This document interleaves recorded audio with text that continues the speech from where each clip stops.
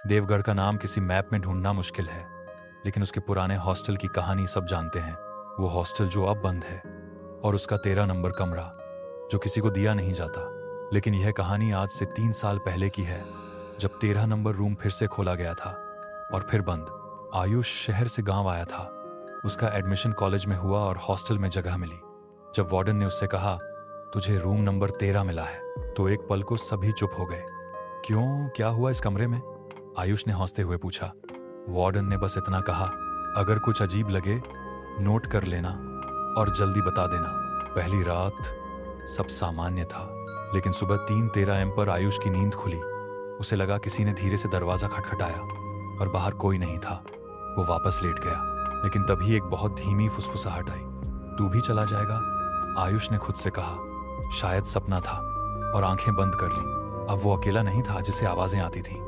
उसका दोस्त राहुल, जो पास वाले कमरे में था, उसने पूछा, तेरे कमरे से हर रात किसी के चलने की आवाज आती है, कौन है अंदर? आयुष चुप रहा, उसे खुद नहीं पता था।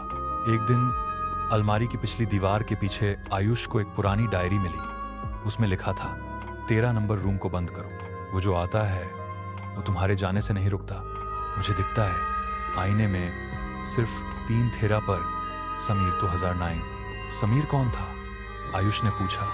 वार्डन चुप हो गया। आयुष ने खुद की शक के चलते छुपाकर मोबाइल से वीडियो रिकॉर्डिंग शुरू कर दी। तीसरी रात 3:13 पर कमरे में कोई आया।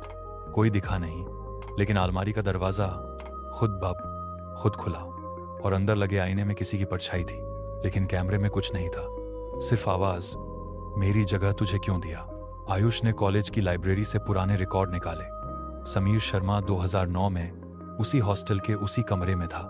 वो आखिरी स्टूडेंट था जिसे 13 नंबर कमरा दिया गया था, और फिर वो गायब हो गया था।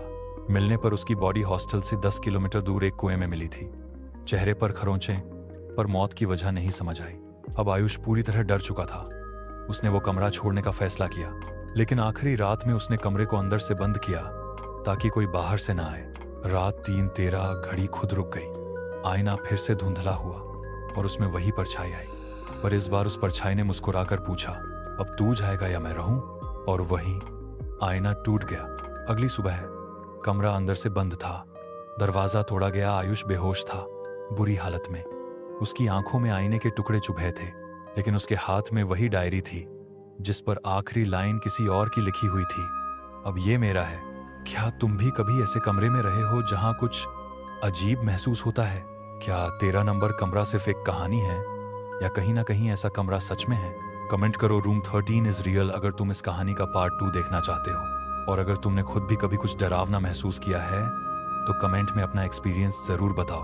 लाइक, शेयर और सब्सक्राइब करो ऐसी ही रियल Jai 1 हॉरर कहानियों के लिए।